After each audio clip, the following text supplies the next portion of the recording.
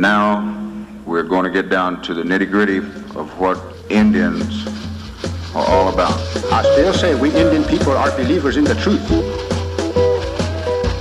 This is the way of life that was given to your people. You're born an Indian, you're going to die an Indian. Indianness is a good life. You're facing an Indian this afternoon.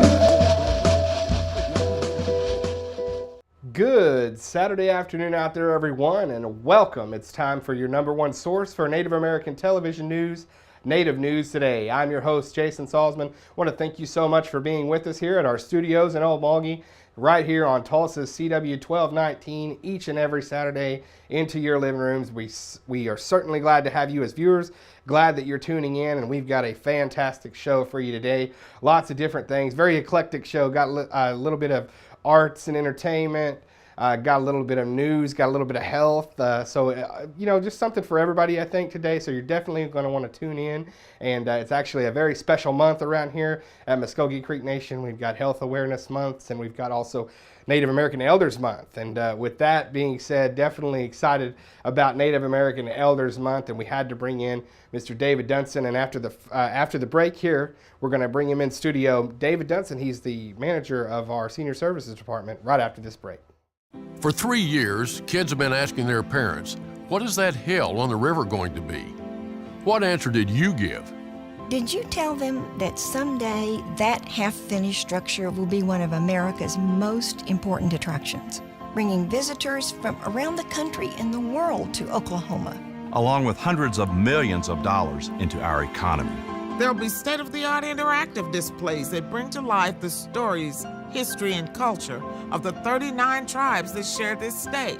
A 210-acre landscape park and trail system. Beautiful retail and business space.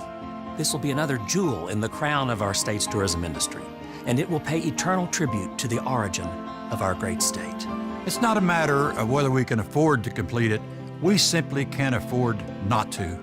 For the current generation of Oklahomans and the generations to come, let's finish it. Let's finish it. Let's finish it! The Muskogee language has always been a part of my life, and so I grew up speaking the language, and I've used it throughout my life. I found that people were interested in learning the language and wanting to revitalize it. The language immersion method of teaching is one that I'm comfortable with. It's a way of reconnecting with our histories and our cultures, and to give this gift or pass this gift on to our children. Mado, Hadam Chihijahlis. Joining us now in studio is the director of our senior services here at Muskogee Creek Nation, Mr. David Dunson. And Mr. Dunson, thanks for being with us today on Native News Today. Oh, it's my pleasure to be here. Thank you for the invitation. Well, the reason we wanted to bring you on is, of course, it was just proclaimed here in Muskogee Creek Nation to be May, Native American Elders Month. And I know you're, of course, very excited about that, but it's a neat thing from the top to be able to, dedicate May to really showcasing the treasures of our tribe, let's just be honest, and it's a great thing that we are able to honor them, and I know they're all excited too. Yes, they are, right.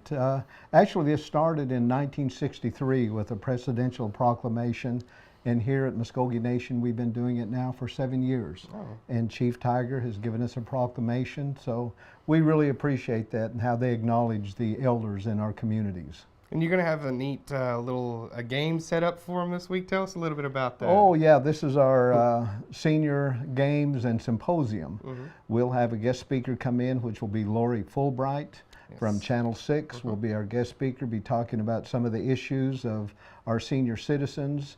We start at 8 o'clock with our registration, and we'll have vendors. We have quite a few vendors coming out.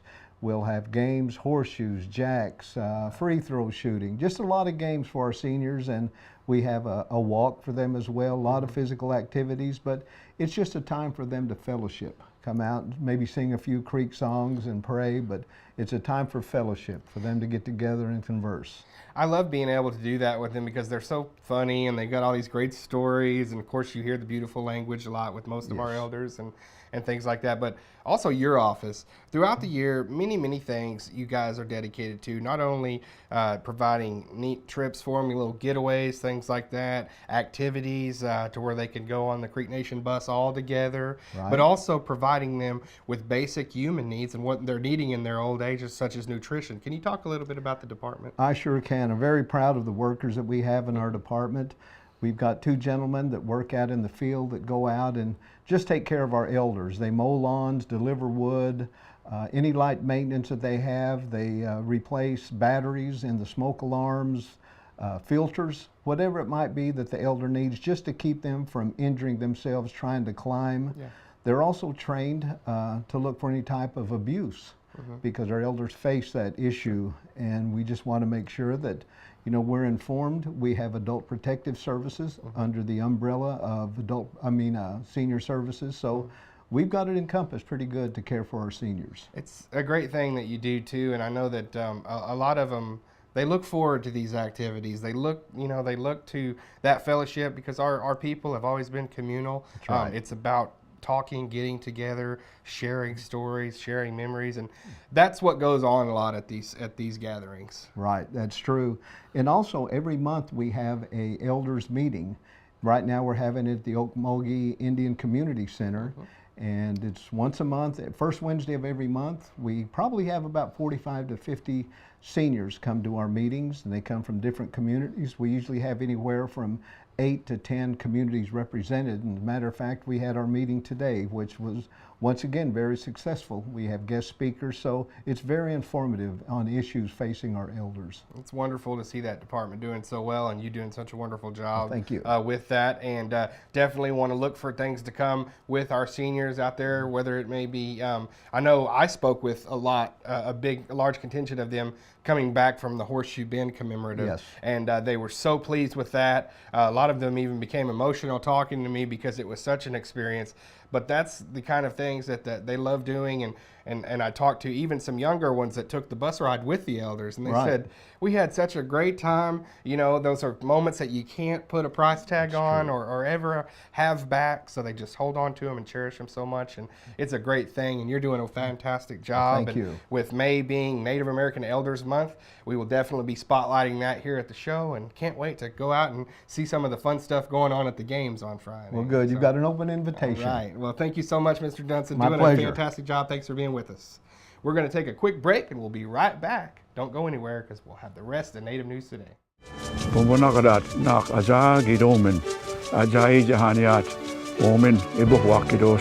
Danielsen Ogitskish, Bonshongi Benoat, Bomio, Boshomizatlish. Momesh, Harishongigo Imongin, Hobidagi, Ani Omaga, Bomaha Hoye, Imongin Oma, Bonshomegigosh. For more information about Muskogee language preservation, please call us at 918-732-7724. Looking for your next 18-hole adventure? Then take a look at Fountainhead Creek Golf Club. Nestled in the beautiful confines of Lake Eufaula State Park, large sloping greens and well-placed bunkers characterize the Muskogee Creek Nation's Floyd Farley designed course and offers a fine test of skill for any golfer. Stay up on all the latest gear and equipment with a visit to our pro shop. Have lunch at the Turn at the Clubhouse Grill. We're waiting to accommodate you at Fountainhead Creek. So give us a call at 918-689-3209 or visit fountainheadgolf.com to book your next round. Fountainhead Creek Golf Club, close to home, far from ordinary. We believe if you teach a man to fish, you can feed him for a lifetime. We believe that transitioning convicted citizens back into our communities enhances public safety. We believe that every citizen, even ex-prisoners, are important and are capable of change. We believe in reclaiming our citizens and investing them back into a culture that embraces healing and restoration. We believe in reintegration. There's a story I heard hundreds of times growing up. The story about the day my grandpa disappeared.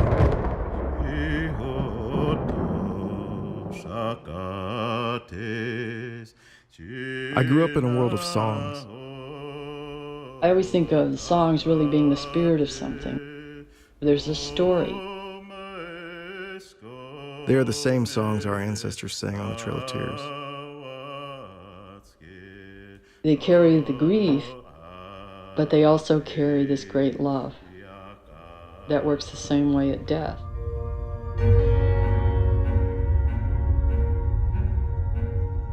There was one little drop of blood on the back fender. And his glasses was on the dash. No sign of him.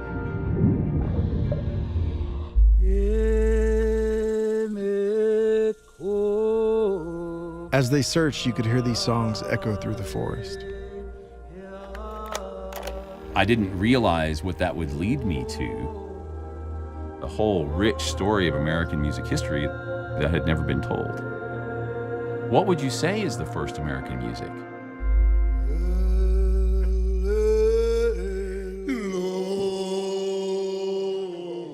Our histories are not written, they are spoken through stories. They are told through our songs. I want to talk to that man, but he's gone. He's gone somewhere.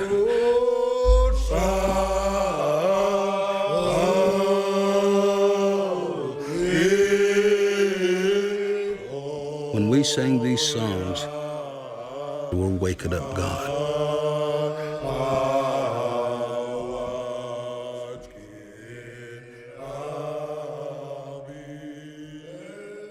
And welcome back to the show. Want to thank David Dunson again for stopping by in studio and talking about big month for senior services here at Muskogee Creek Nation. Big month for Native News Today as well. We love our elders. We love our senior citizens here at Muskogee Creek Nation and all of our tribes. Moving forward, and as we move forward into the summer months, can't talk about the festival enough. That is exactly what we do here at Native News Today. We're going to be covering it a lot. We'll probably have something for you every week about the festival, but definitely stopped in at Riverwalk Crossing in Jinx last week as the principal chief, George Tiger, on hand, along with William Lowe, the manager of our Tourism and Recreation Department, everybody from his office all there making it a big event. The press conference that now, since a couple years now, officially kicks off festival season, that press conference there. So lots of media in attendance to hear about our entertainment lineup rolling out, and we were definitely there in attendance, wanted to get all of that footage and get some comments from the principals there on this great event coming up, the Creek Festival. Riverwalk is becoming a staple for Muskogee Creek property, and it's in Jinx, but the Tulsa area. So although a lot of our events are in Okmulgee, it's easy for the media to get here at Riverwalk, and it's such a beautiful property. So, I mean, the press conference is becoming one of the staples for the festival announcements, mainly the entertainment, and just to see all the media partners that come out for this is amazing. So, it's always such a thrill to not only plan it, put it on, but make the announcements and see everyone's reaction to the kinds of talent that we can bring to our little community of Okmulgee. This year, Friday night, we have Crystal Shawanda starting off the whole evening. We have Kix Brooks, formerly of Brooks and Dunn, starting, or else he's the middle act, and we're going to have the headliner of Diamond Rio on Friday. Saturday, after a good hot day, we'll start the evening off with Martha Redbone, and after her will be the Ohio Players, and following them is the blues musician Buddy Guy, and to end the night will be with the Jacksons.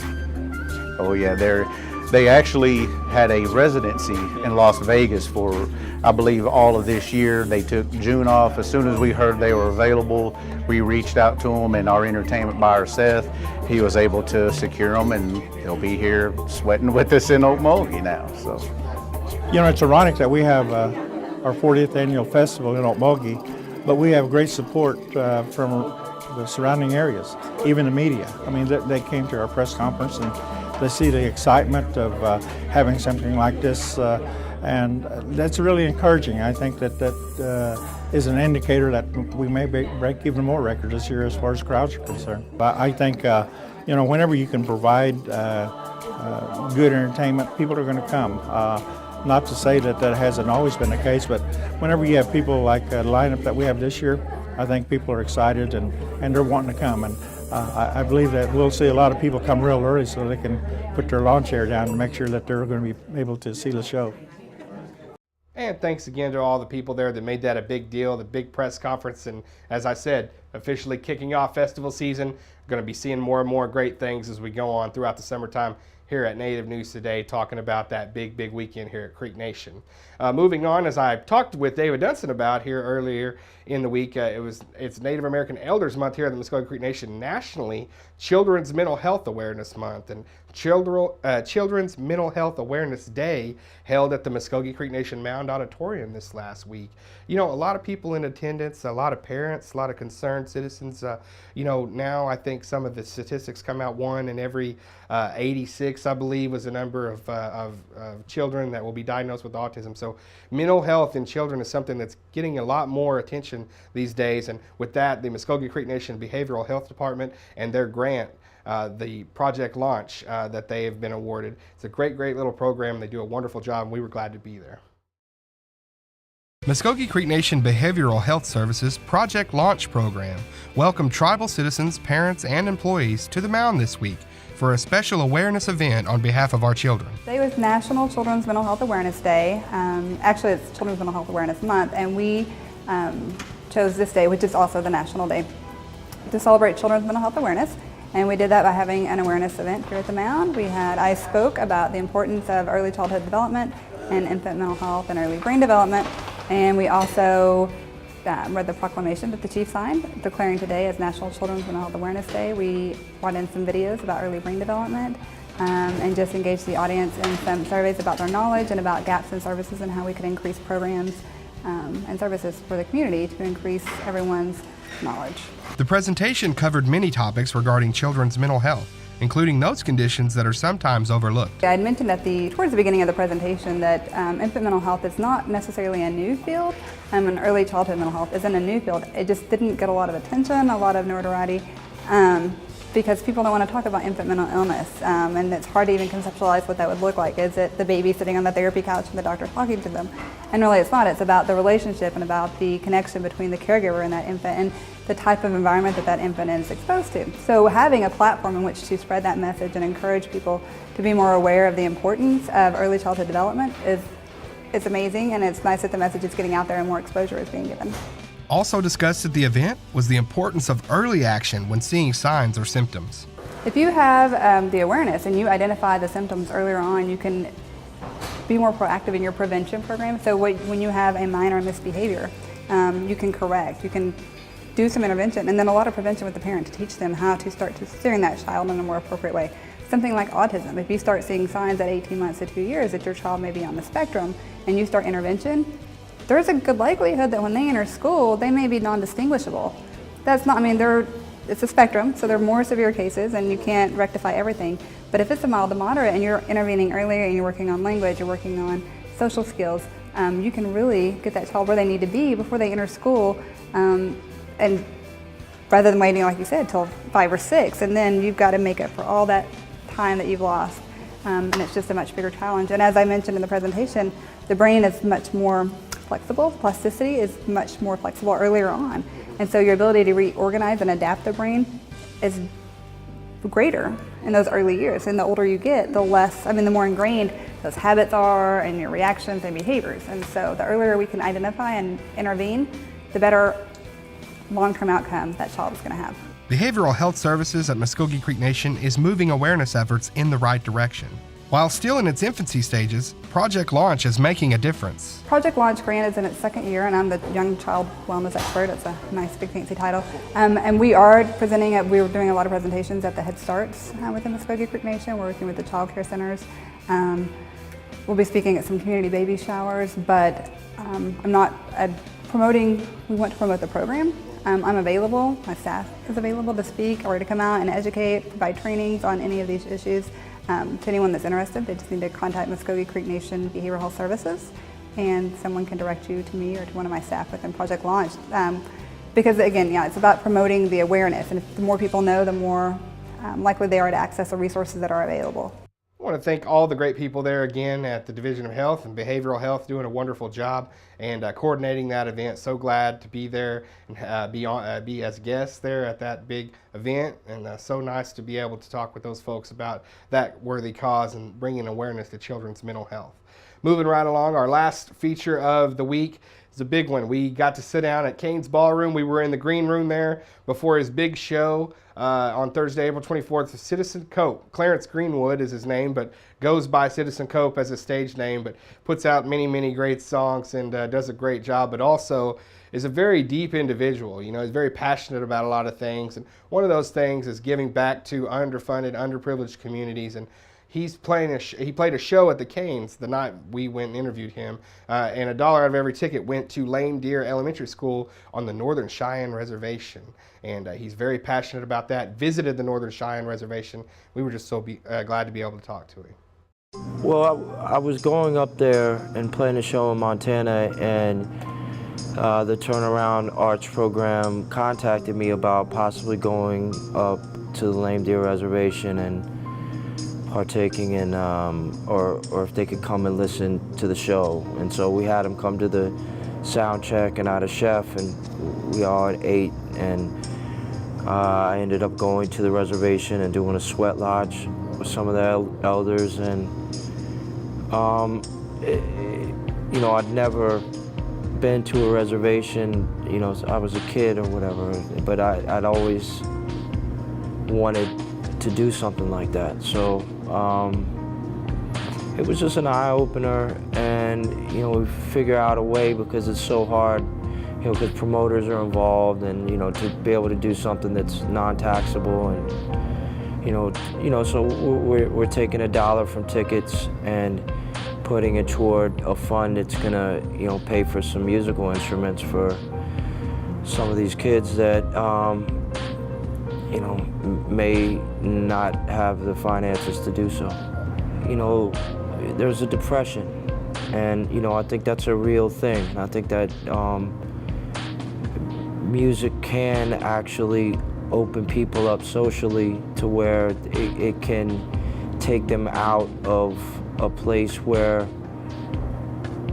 by having something, you know, by being able to release something emotionally, it gives you that outlet, and I think it validates you as a person or an individual, and gives you somewhere to go and a voice somehow, and also a purpose that is